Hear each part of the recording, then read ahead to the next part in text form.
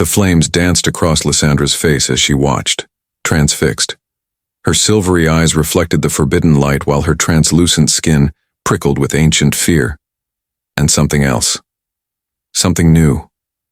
"You should not be here," whispered Evrendil, her clutchmate, antennae quivering with distress. "If the elders discover—" "Let them," Lysandra replied, not taking her gaze from the humans' camp. "They've been wrong about many things. Perhaps they're wrong about this too." The Mithrani had avoided fire for 10,000 years. Their ancestors had fled their burning homeworld, their cellular memory carrying the trauma across generations. Fire meant death. Fire meant destruction. Fire was to be feared and shunned at all costs, which made the humans' arrival on Mithra 9 all the more catastrophic. The colonization ship had landed 3 cycles ago, bringing with it 47 humans, and their terrible flame technology. The elders had immediately called for isolation protocols. No contact, no communication. The humans were to be avoided until they either left or died out. But Lysandra couldn't stay away. Especially not after she'd seen him. The human called Orion worked at the edge of their settlement, tending gardens in the alien soil. Unlike most humans who stayed within their fire-lit compound, Orion ventured out exploring, documenting, respecting. He moved differently from the others, more deliberate, more attentive. "You're obsessed with a walking disaster," Evrendil hissed. "Have you forgotten the burning, the great exodus?" "That was 10,000 years ago," Lysandra countered, her 4-fingered hand brushing against the memory crystal at her neck. "And these humans aren't mindless destroyers. They're curious, like us."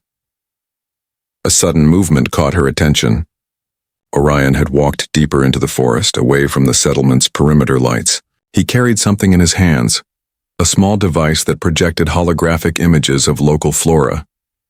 He was cataloging their world. Lysandra's second heart fluttered in her chest. Without thinking, she stepped forward, breaking the camouflage field that kept her hidden. Orion froze. His strange 5-fingered hand moved to his communication device, but he didn't activate it. Instead, he slowly lowered himself to appear less threatening. "Hello," he said softly. "I won't hurt you." The translator chip embedded in Lysandra's auditory canal converted his alien sounds into meaning. She understood his words, but the elders had forbidden any response. Contact was treason. Yet something pulled at her. The same curiosity that had drawn her here night after night. "Your fire," she said, her voice like wind through crystal chimes. "My people fear it." Orion's eyes, only 2 of them, so strange, widened in surprise. "You speak our language." "I understand it, through technology." He nodded, moving with careful deliberation. "The fire keeps us warm, helps us see in darkness, cooks our food. We control it." "Fire cannot be controlled," Lysandra replied, repeating, "The ancient wisdom. It consumes all." Orion reached slowly into his pocket and withdrew a small device. With a flick of his thumb, a tiny flame appeared, dancing above his palm. "This fire is controlled," he said. "See? I can make it disappear." The flame vanished with another movement of his thumb. Lysandra felt Evrendil tugging at her arm, desperate to pull her back into hiding. The laws were absolute. The punishment for contact was exile.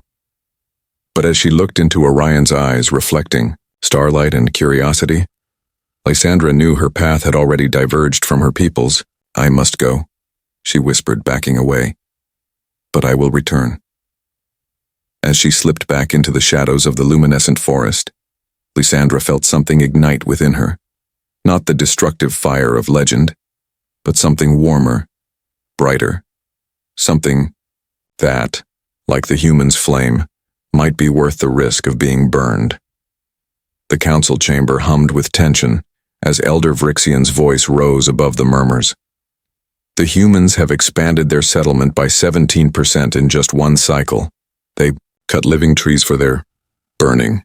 The final word was delivered with such disgust that several council members' crests flickered in distress.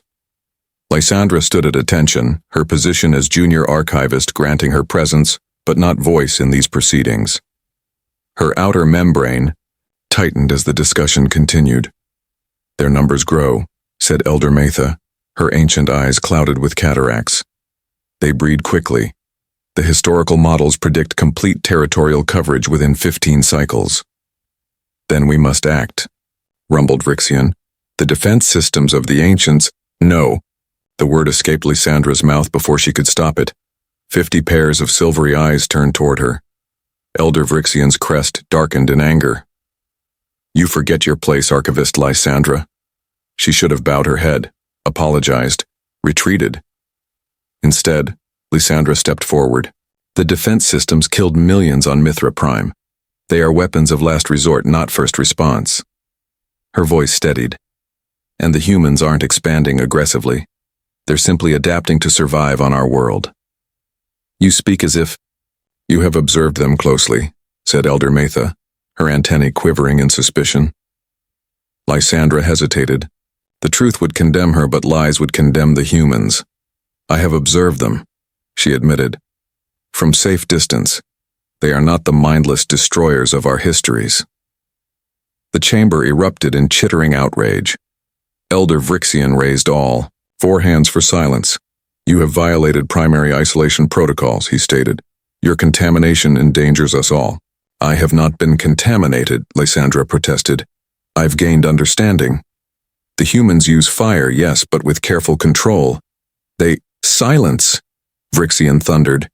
"You will be examined for pathogenic influence, and your memory crystals will be purged of this dangerous fascination." 2 guards moved toward her, their enforcement staffs humming with paralytic energy. Lysandra touched the memory crystal at her neck, the one she'd never logged in the communal archives, the one containing her private observations of Orion, of the strange warmth she felt watching him work with such care among the alien foliage of her world. "The humans seek connection," she said desperately. "They've tried to communicate, sent signals, which we have blocked," interrupted Elder Matha, "as is proper." "But what if communication prevents conflict?" Lysandra challenged. "What if isolation guarantees it?" The guards reached for her, but Lysandra was faster. Living among the archives had taught her the forgotten pathways of their settlement. With a quick movement, she activated her camouflage field and slipped into a maintenance tunnel. Alarms blared behind her as she ran, her 4 legs moving in perfect rhythm. She needed to reach the surface, needed to warn Orion and his people, because she had seen the ancient weapons in the archive records, had studied their devastating capabilities. If the Council deployed them, the human settlement would be reduced to ash within moments, and something precious would be lost forever. As she emerged from the underground complex into the twilight forest, Lysandra felt the weight of 10,000 years of fear pressing against her back. Her people had survived by hiding, by running, by avoiding any hint of flame. But perhaps survival wasn't enough anymore. Perhaps it was time for the Mithrani to face the fire. Orion stood at the perimeter fence, his breath forming small clouds in the chilly night air. Behind him, the settlement hummed with evening activity. The hydroponic farms cycling, the geothermal generators pulsing, the community center filled with laughter and music. But his attention remained fixed on the twilight forest beyond. "Still, waiting for your alien girlfriend?" Kova teased, joining him at the fence. The settlement's xenobiologist nudged his shoulder playfully. "You know, most people would have reported a first contact incident." "It wasn't first contact," Orion muttered. "It was a moment that violates every protocol in the colonist handbook," Kova replied, though without judgment. She'd been his closest friend since academy days. "Commander Rochelle would have your credentials revoked." "Rochelle sees threats everywhere," said Orion. "These beings, the ones I saw, they're not hostile, just cautious, curious. Like someone else I know," Kova said, her dark eyes studying him. "What is it about this world that's gotten under your skin, Orion? You've been different since we landed." Orion's fingers traced the fence's edge. How could he explain the immediate connection he'd felt to this place? The strange familiarity of its rhythms, its light, its sounds. "Something's happening here," he said finally. "Something important. I can feel it." Kova opened her mouth to respond but froze, pointing beyond his shoulder. "Movement, Sector 4. Orion spun around. There, emerging from the luminescent undergrowth, came a slender figure with 4 graceful limbs and translucent skin that seemed to glow from within.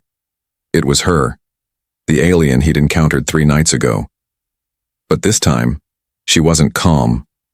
Her movements were hurried, desperate. Without thinking, Orion punched the access code into the gate. "Orion, wait!" Kova hissed. "Security protocols." "Override them," he said, slipping through the gate. "Please, Kova, trust me." He approached the alien slowly, hands visible, posture non-threatening. Up close, her physiology was even more remarkable. The network of luminescent veins beneath her skin, the iridescent quality of her large eyes, the delicate antennae that seemed to track his movement. "You're in danger," she said without preamble, her translated voice urgent. "My people plan to activate ancient weapons. They fear your expansion." Orion felt a chill that had nothing to do with the night air. "We mean no harm. We're researchers, explorers." "You use fire," she replied simply. "My people fled another world because of fire. The memory of its destruction is carried in our very cells." Understanding dawned. The controlled burns for the agricultural plots, Orion realized. The cooking fires, even our heating systems, they all register as threats. The alien, Lysandra, she called herself, nodded. "I've tried to explain that your fire is different, controlled.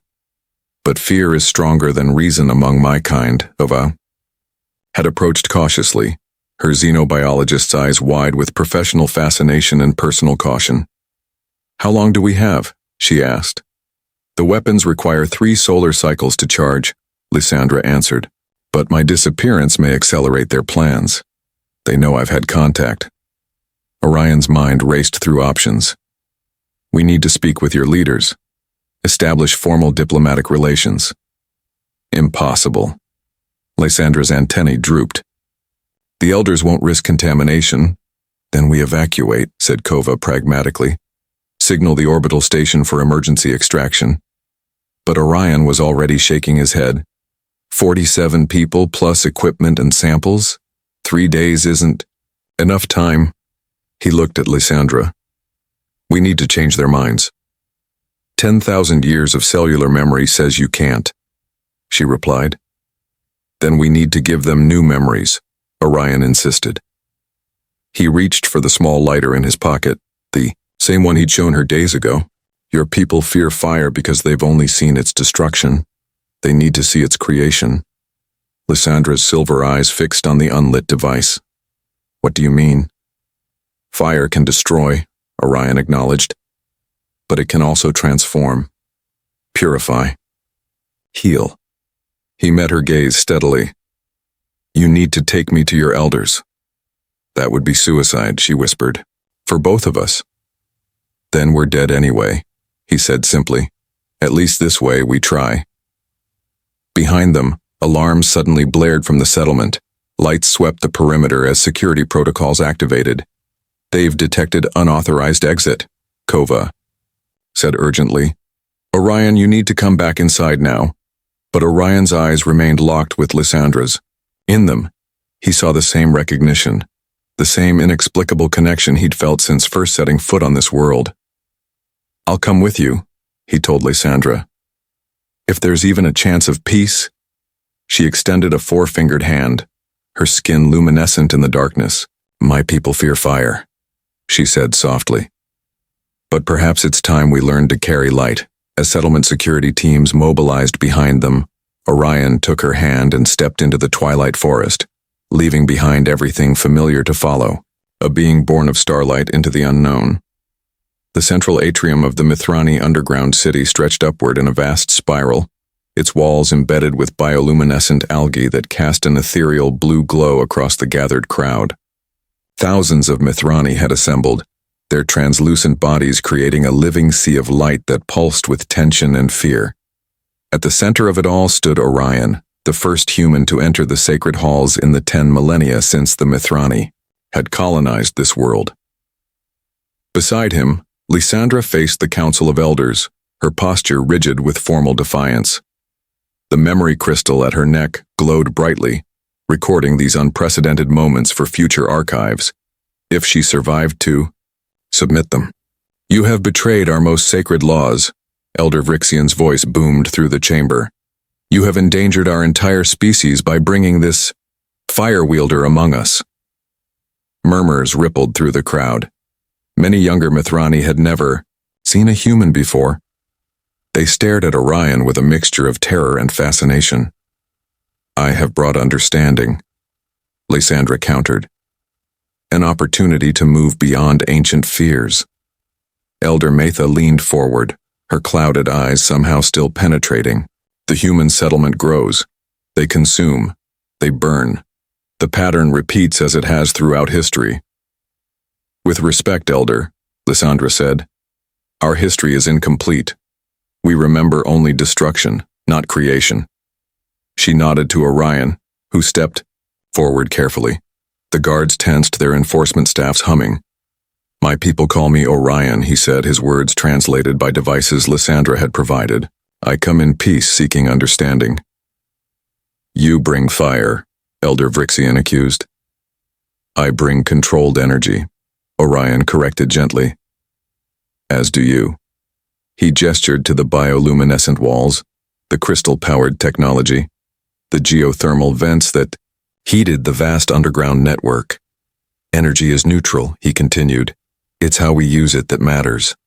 From his pack, Orion slowly removed a sealed container. The guards stepped closer, but Elder Metha raised a hand, allowing him to continue. "Your world has been damaged by solar radiation," Orion explained. "The protective atmospheric layer is thinning. That's why you live underground, why the surface vegetation is struggling." He opened the container, revealing a small plant with unusual silver-blue leaves. "This is modified from your world's native flora," he said. "Using our technology, yes, including controlled thermal applications, we've enhanced its ability to process carbon and rebuild your atmosphere. With enough of these, the surface could be habitable again within a generation." A younger council member named Thelen moved closer, scientific curiosity overcoming caution. "Our atmospheric regeneration efforts have failed for centuries, because you lack certain tools," Orion said carefully. "Tools that involve heat, controlled, precise heat." The crowd's collective antenna quivered with mixed emotions: hope, fear, suspicion. Elder Vrixian wasn't swayed. "You ask us to embrace the very element that destroyed our ancestral home. To what end? So your kind can take our world once we've helped heal it?" "No," Orion replied firmly. "So we can share it. My people need allies, not conquests. We've learned from our own mistakes." He reached into his pocket. The guards raised their staffs again, but Orion slowly withdrew the small lighter. Several Mithrani gasped. "This creates flame," he acknowledged, "but it also represents choice, control, the ability to create light where there is darkness." With deliberate movements, he clicked the lighter.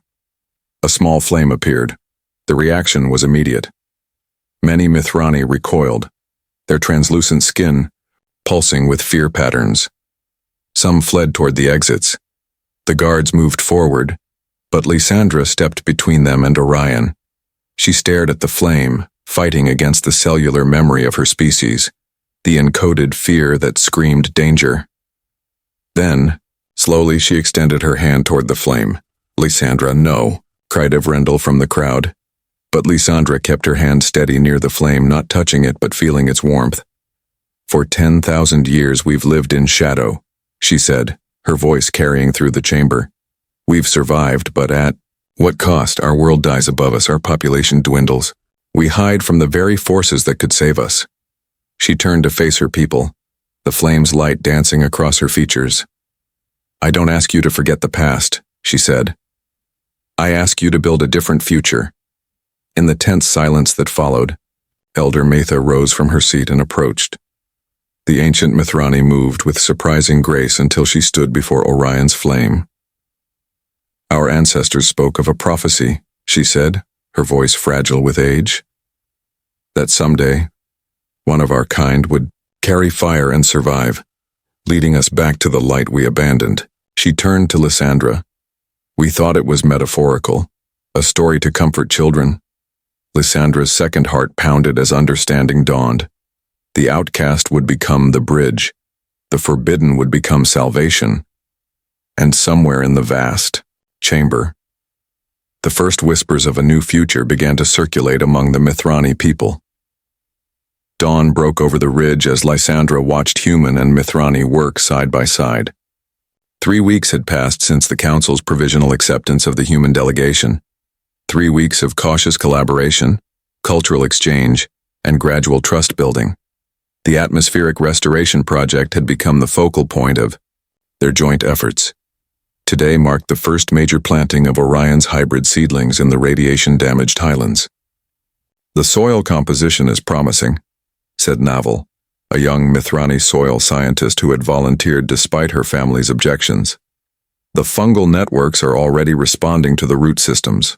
Orion nodded, carefully monitoring readings on his handheld scanner. "The symbiosis is happening faster than we predicted. Your world wants to heal." Lysandra felt a surge of hope as she observed their easy cooperation. Not everyone had embraced this new alliance. Many Mithrani still avoided the surface and any contact with humans, but enough had stepped forward, curiosity overcoming generational fear. "The elders have convened again," she told Orion as they walked along the planting line. "They're reviewing the atmospheric projections." "And?" Orion asked, pausing his work. "Elder Vrixian remains opposed," Lysandra admitted. "But Elder Matha and the younger council members are advocating for expanded cooperation." She didn't mention the personal cost, her exile from the archives, the former friends who now turned away when she approached, the whispers that followed her through the underground corridors. Flame-touched, contaminated, betrayer. Only Avrendell had stood by her, though even her clutchmates struggled to understand Lysandra's conviction. "You've sacrificed much," Orion said quietly, as if reading her thoughts. "As have you," she replied. It was true. Commander Rochelle had relieved Orion of his duties after his unauthorized contact. Only the intervention of Kova and other scientists had prevented his complete dismissal. Now he operated in a gray area, neither fully part of the human settlement nor separate from it. Two outsiders, bridging ancient divides. A sudden rumble interrupted their conversation. The ground beneath them shuddered, sending workers scrambling for stability. "Seismic activity?" called Kova from nearby. Lysandra's antennae quivered with alarm. No, something else. A series of explosions erupted from the direction of the human settlement. Smoke billowed into the sky. Real smoke, not the controlled emissions of the colony's systems. "The settlement!" Orion shouted, already running toward the ridge that overlooked their home. Lysandra kept pace, her 4 limbs carrying her swiftly over the uneven terrain. When they crested the hill, the sight below stole her breath. The human settlement was under attack. Automated defense systems, ancient Mithrani weapons, had risen from hidden underground silos and now fired energy pulses at the colony's structures. Several buildings were already ablaze. "No," Lysandra whispered. "The council wouldn't authorize this, not without consensus." "Vrixian," Orion realized grimly. "He's forcing the issue." Lysandra's communicator chimed urgently. Avrendell's panicked voice came through. "Lysandra, Elder Vrixian has seized control of the defense grid. He claims the humans activated restricted technologies in violation of the agreement." "What technologies?" Lysandra demanded. "Thermal accelerators," Avrendell replied. "He says they're building weapons." Orion's face hardened with understanding. "The atmospheric processors. They use controlled heat to catalyze chemical reactions. It's the same technology signature as certain weapon systems." "A deliberate misclassification," Lysandra concluded. Vrixian found his excuse. Below them, the human settlement's own defensive measures had activated, returning fire against the ancient Mithrani weapons. Caught between the two forces, the planted fields, their hope for the future, were beginning to burn. "We need to shut down those defense systems," Orion said urgently. "Both sides. Before this becomes a war no one can stop." Lysandra accessed her memory crystal, searching for the information she'd archived during her years in the repository. The Mithrani systems have a master override in the central chamber, but it requires council-level authorization. "Can we get that? From Elder Metha, perhaps, if we can reach her." Orion turned to Kova, who had joined them on the ridge. "Contact Commander Richel. Tell her to suspend defensive countermeasures. We need to de-escalate." "She won't listen to me," Kova protested. "Then make her listen," Orion insisted. "Show her the atmospheric data. Prove what we're really doing here." As Kova hurried to establish communications, Lysandra grasped Orion's arm, her translucent fingers glowing with urgency against his skin. "The ancient prophecy," she said suddenly. "Elder Metha mentioned it for a reason. The one who carries fire." Understanding passed between them, a plan forming without words needed. "It's dangerous," Orion warned. Lysandra's gaze turned to the burning fields below, the literal manifestation of her people's worst fears made real. Fire consuming all, history repeating, unless someone rewrote the ending. "Some fires destroy," she said, echoing his words from weeks ago. "Others transform." As another explosion rocked the valley, Lysandra knew which fire she would carry into the darkness below, and which future she would fight to ignite. The central chamber pulsed with emergency lights as Lysandra and Orion fought their way through chaos. Above ground, the battle between ancient Mithrani defenses and human countermeasures had escalated.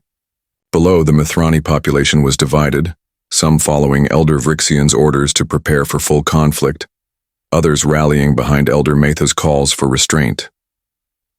"The override console is through there," Lysandra indicated a sealed doorway, guarded by Vrixian's loyalists. "But we'll never get past them." Orion surveyed the situation, his expression grim. "We don't need to. Is there another way to access the defense grid?" "Only through the ancient repository," she replied. "But those systems haven't been activated in generations." "Can you activate them?" Lysandra hesitated. "Possibly. I studied the old architectures during my time as archivist.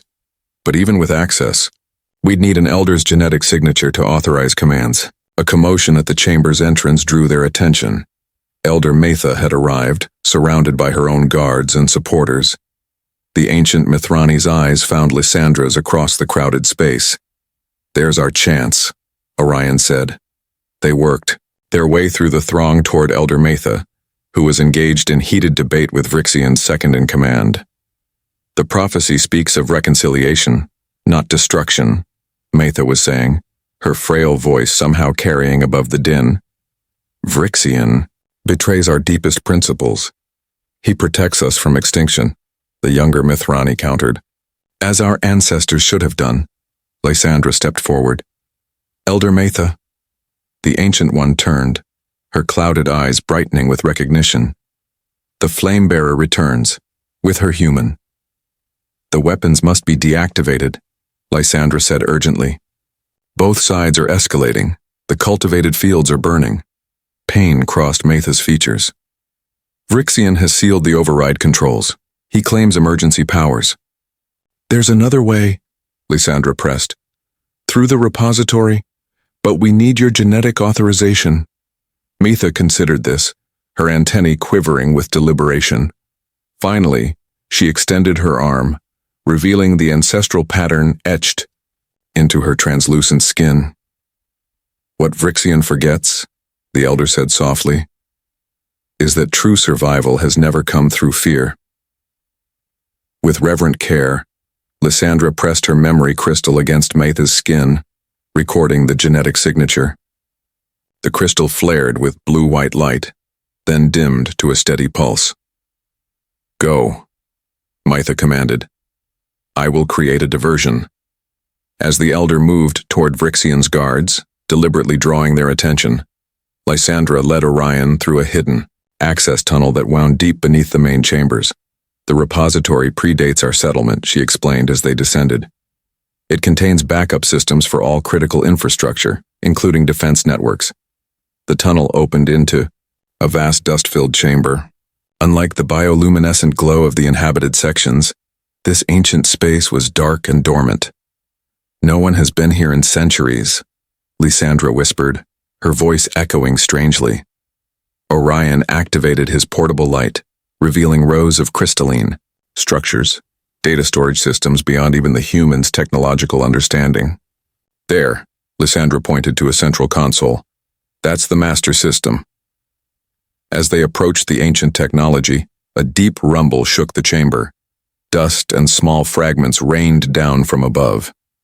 The weapons are targeting deeper, Orion realized. They're trying to breach the underground city. Lysandra placed her memory crystal into the console's receptacle. Ancient symbols illuminated across its surface, responding to Elder Metha's genetic signature. I need to locate the defense protocols, she said, her fingers moving across the controls. It could take time. Another explosion rocked the chamber, more violent than before. A support pillar cracked ominously. We don't have time, Orion said grimly. He reached into his pocket and withdrew his lighter, the simple human technology that had come to symbolize so much between their peoples. What are you doing? Lysandra asked. The repository responds to Elder Metha's genetics because it recognizes her as authority, Orion explained. But the weapons were designed to detect and eliminate fire signatures. They're programmed at the most fundamental level to target heat sources. Understanding dawned in Lysandra's silver eyes. You want to use fire to draw fire. If I activate a heat signature here, the weapons should redirect to target me instead of the settlement, Orion continued. It would give Kova and Commander Rishal time to complete their shutdown sequence. It would also collapse this entire chamber, Lysandra protested. With us in it. Orion met her gaze steadily. Sometimes carrying the torch means getting burned. Before she could respond, their communicators activated simultaneously. Kova's voice came through tense but controlled. Orion, we've reached the commander. She's authorized shutdown, but Vrixian's weapons are operating autonomously now. They're targeting heat signatures in sequence. The settlement first, then they'll move to the Mithrani city. We can't stop them remotely. Another explosion, closer this time. The ancient ceiling groaned under stress. Lysandra looked at the lighter in Orion's hand, then at the determination in his alien eyes. In that moment, she understood what her ancestors had forgotten. That courage wasn't the absence of fear, but action in its presence. The prophecy doesn't end with carrying fire, she said quietly. It continues. And in the sharing of flame, two peoples become one. She covered his hand with hers, their fingers intertwining around the lighter. Together, she insisted. Orion nodded, emotion crossing his features. Together. They activated the lighter. A small flame danced between their joined hands. Human and Mithrani, united by the very element that had divided their peoples for millennia. Lysandra pressed her free hand against the console, using Mytha's genetic signature to redirect the repository's remaining power. Transmitting location beacon, she said, amplifying thermal signature. The ancient systems hummed to life, broadcasting their position to the automated weapons above. Within moments, the weapons targeting systems recalibrated, recognizing the repository as a priority threat. It's working, Orion confirmed, checking his scanner. They're all targeting this location now. Lysandra activated her communicator. Elder Metha, the weapons are redirecting. You must evacuate the upper levels immediately. Already done, Flamebearer, came the calm reply. What of you? Lysandra met Orion's gaze over the flame still burning between them. We carry the fire, so others don't have to. There is an escape tunnel, Metha said urgently. Behind the third crystal array. It leads to the surface. If you hurry. The communication cut off as the first precision strike hit directly above them. The ceiling began to collapse in earnest. Go, Orion shouted, pulling Lysandra toward the indicated escape route. The signature is established. They'll keep targeting this location. They ran through the ancient chamber as destruction rained down around them. The escape tunnel loomed ahead, a narrow passage that hadn't seen use in thousands of years. As they reached it, a massive support beam crashed down, blocking half the entrance. Orion pushed Lysandra through the remaining space. Go, he repeated. I'm right behind you. Lysandra crawled through the narrow opening, her four limbs finding purchase on the rough stone. When she turned back, she saw Orion trapped on the other side, pinned beneath debris. No, she cried, reaching back through the gap. Their fingers touched across the divide, 5 human digits meeting 4 Mithrani ones. Some fires destroy, Orion said, his voice strained but calm. Others transform. Remember that, Lysandra. The chamber shuddered with another direct hit. The gap between them narrowed as more debris fell. I won't leave you, she insisted. Orion smiled.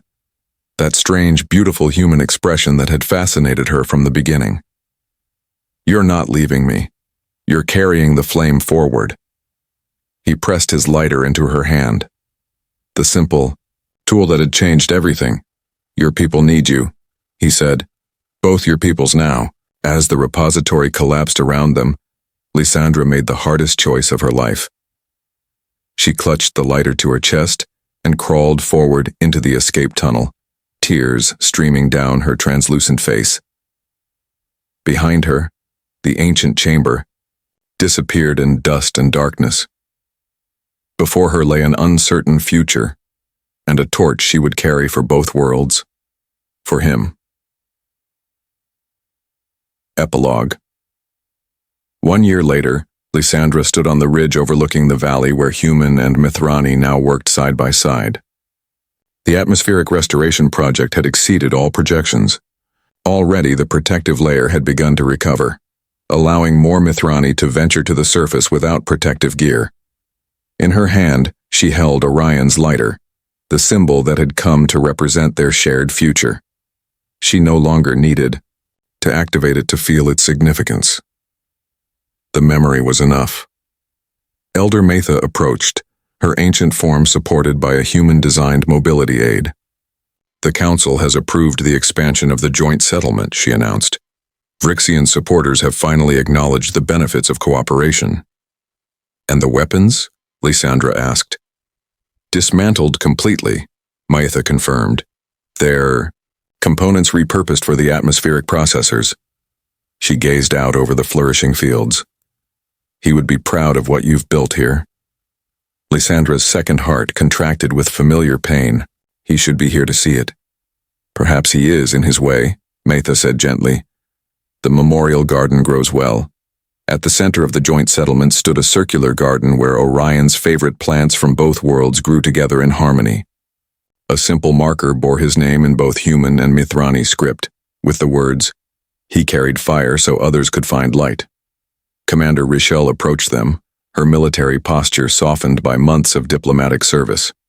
The transport ship has entered orbit, she announced. The Federation Council representatives are eager to formalize the alliance. Are they prepared for what they'll find here? Lysandra asked. Richelle's lips curved in a rare smile. I've tried to explain, but some things must be experienced to be believed. The three leaders walked together toward the landing pad where humans and Mithrani had gathered to welcome the visitors. The distinction between the two settlements had blurred over the months, with architecture reflecting both cultures. Open spaces for humans who craved sky, sheltered grottos for Mithrani who preferred enclosure, and many spaces designed for shared use. Kova broke away from the crowd when she spotted them, her excitement palpable. The atmospheric readings this morning are the best yet, she reported. The modified plants are exceeding every projection. Thanks to Orion's work, Lysandra acknowledged. And yours, Kova insisted. Without your courage, none of this happens.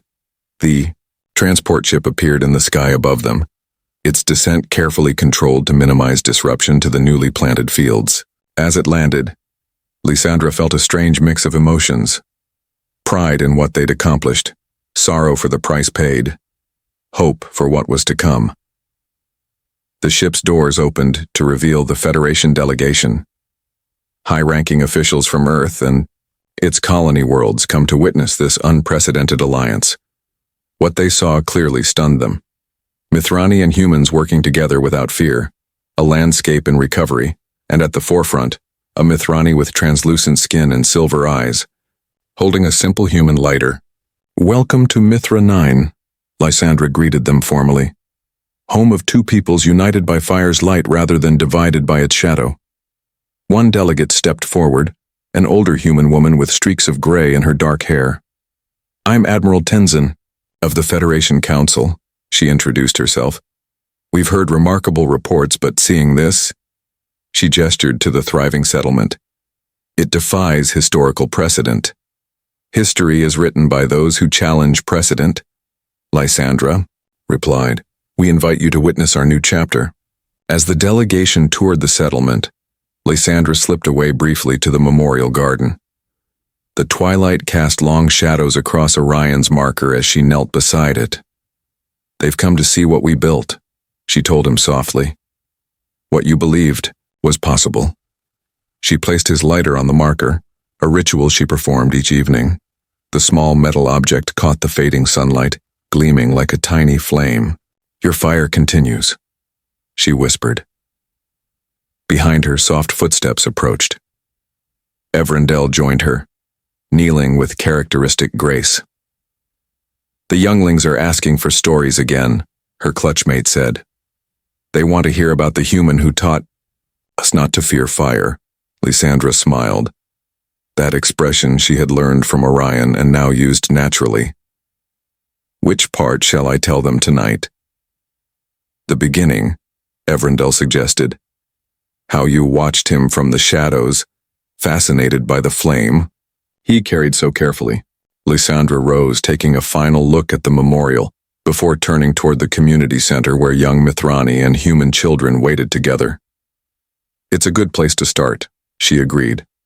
"Though the story never truly ends, does it?" As they walked together through the settlement, this impossible, beautiful fusion of two worlds, Lysandra felt the weight of the memory crystal at her neck, recording these moments for future generations. Someday young Mithrani would study this time not as the fulfillment of an ancient prophecy, but as the simple truth that courage often comes in the form of a single flame, carefully tended, passed from hand to hand across the darkness.